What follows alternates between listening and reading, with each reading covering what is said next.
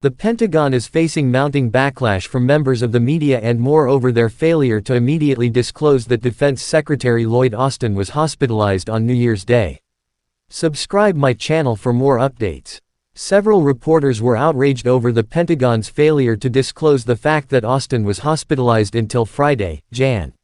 5. Austin was admitted to the Walter Reed National Military Medical Center on Monday for complications following a recent elective medical procedure, Pentagon Press Secretary Major Gen. Pat Ryder said Friday. CNN Pentagon correspondent Oren Lieberman said the delay was unacceptable, given his position in national security. Ryder said the news was kept from the press due to medical and personal privacy issues. This is an administration that talked a big game about transparency, and it failed this test, Lieberman wrote. Neither the National Security Council nor President Biden were aware Austin was hospitalized for multiple days, according to reports. Former CNN Pentagon correspondent Barbara Starr said the lack of disclosure was a huge strategic failure.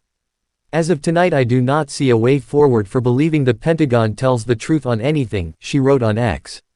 Courtney Cube, an NBC News correspondent who covers the Pentagon and national security, agreed and said it harms the credibility of Pentagon public affairs. Austin was in the intensive care unit (ICU) for several days and is now recovering. He resumed his full duties on Saturday. CNN's Haley Britsky reacted to the news that the Pentagon failed to inform the NSC until Thursday, 3 days after his initial hospitalization, and said, "This is so beyond absurd." Britsky also noted that the Pentagon held a press conference on Thursday and failed to disclose it to the press during the briefing.